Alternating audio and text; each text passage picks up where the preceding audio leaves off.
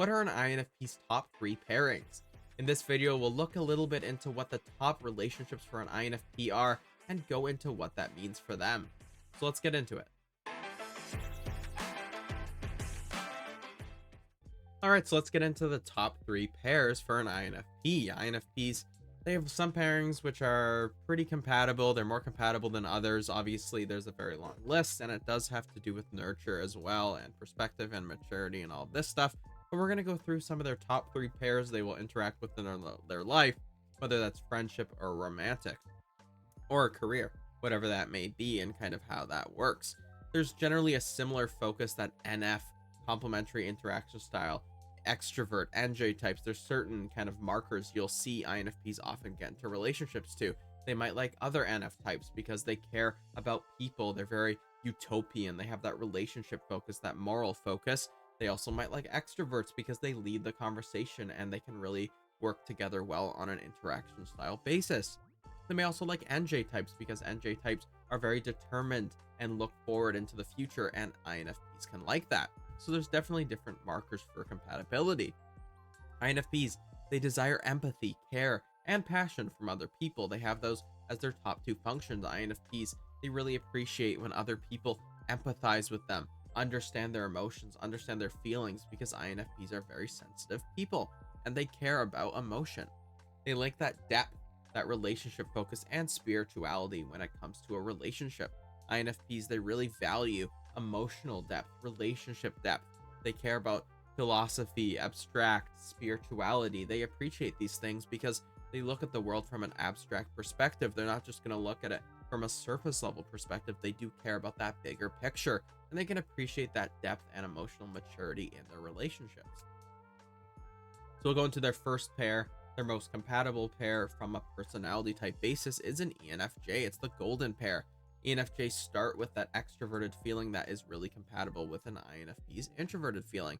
They provide high empathy, high emotion. They prioritize their relationships. They're very kind and very friendly.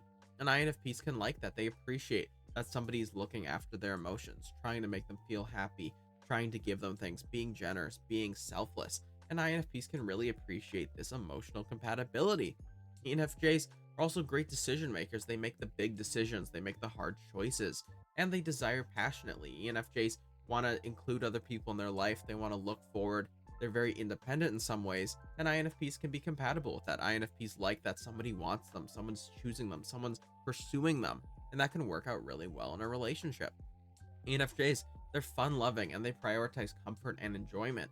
And INFPs can like this too. INFPs love their safe space, their peaceful areas to be able to process their internal feelings, and they appreciate that an ENFJ can sometimes pull them out of their comfort zone, but in a way that's very kind and considerate and give them a good, fun experience they're going to remember fondly. So the INFP can kind of respond with consistency and loyalty back.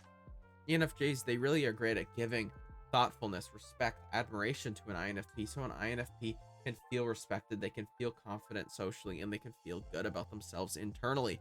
So these things can really work in favor of this relationship. ENFJ has those priorities. They care about making other people feel good. They really look forward into the future, being able to understand the bigger picture, discuss things deeply, and there's a lot of compatibility with their function. So this can be a really great relationship. Another great pair for INFPs is an INFJ, so a very similar one. INFJs do provide a slightly different perspective. INFJs really come up with an abstract, long-term vision, very strong conviction and passion, which an INFP can kind of understand and respect because INFPs are very internal and process things, and while they're relationship focused, they're very idealistic, just like INFJs. They're also very introverted and they have that strong internal world, and so these types can kind of understand each other. They can often think they're the very same type.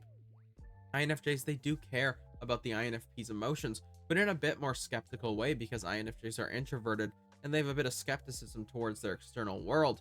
So INFJs, they want to make sure that the INFP is doing things which make them happy, but they're not necessarily going to enable them as much. So there's a little bit less enabling in this relationship. So it's kind of an interesting dynamic. And INFJs, they do give respect and they think very deeply and they can think very highly of other people, but they're also going to really think things through. They're not just going to, necessarily compliment it without it being earned. They're going to be very honest and forthright. While this can be good in a relationship, INFPs may find this a little bit annoying if they think that, oh, okay, this person's always going to think poorly of me, but that's not necessarily true. An INFJ will often think very highly of other people. They just might internally think it. They might not always express it outward. So there can be some miscommunication in this relationship. And at the end, INFJs, they want to give a good experience and they are considerate. And this can work out really well for an INFP, as an INFP can really remember people fondly and appreciate the good experiences they are given. And then we have a third pairing, which is very important, is the ENTJ pairing. It's the pedagogue relationship. ENTJs kind of provide a set of personal beliefs and knowledge that can sometimes clash with the INFP's strong beliefs, but these beliefs can sometimes test each other, and INFP can learn from the ENTJ's belief system, whereas the ENTJ can also learn from the INFP. ENTJs, they want an INFP very decisively, just kind of like the ENFJ, very coordinated in their functions, and an INFP can like that. They can feel wanted and they can feel chosen. The ENTJ loves to create big and grand experiences, throw a big show, and INFPs can like that because they like being a part of it. They like following someone's lead, being part of a big experience, and being able to absorb that and remember that. And INFPs, they're going to want to follow them. They're going to want to be dedicated to them so that the ENTJ can lead freely. And the ENTJ can prioritize and express emotions in a very open and honest way. So while the ENTJ has a little bit less of that empathy function, a little bit less of that external emotion, they have a lot of internal emotions that, while hidden at first, can come out over the long term. And INFPs, while they can appreciate that, there can be a bit of a clash because an INFP's values and an ENTJ's values will differ. An ENTJ's values may be more career focused, independent focused, financial focused, whereas an INFP's focus is going to be on relationships, on harmony, on idealism, making the world a better place. So there's going to be a bit of a clash there. ENTJs may prioritize reputation and popularity, whereas an INFP may prioritize authenticity and spirituality and what it means, their identity, what makes them special emotionally. So there can definitely be a bit of, clash with some of those emotional things in this relationship, but there can be a lot of learning and teaching and mentoring as well. And if it's a mentorship relationship or a romantic relationship, there's different, roles obviously you can have. Emotional relationships can be difficult, but you can learn a lot from these personality types. And then we have kind of an honorable mention list for some of the extra pairs that INFPs will really enjoy being with. ESTPs, they're the bronze pair, so they're not the most compatible, but they provide kind of a fun and compatible expression at the same time. They still have the top 4 ego functions that are compatible with the other 4 ego functions for an INFP, so there is some compatibility there.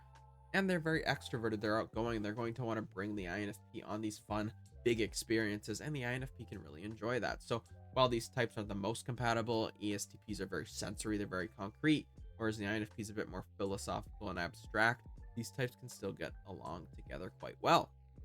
And ISTPs, they give kind of a totally unique opposing perspective with complete opposite function order from an INFP. And while there can be a lot of clash in this relationship, there can also be a lot of learning and understanding between these personality types where they can kind of understand each other if they get along and communicate properly.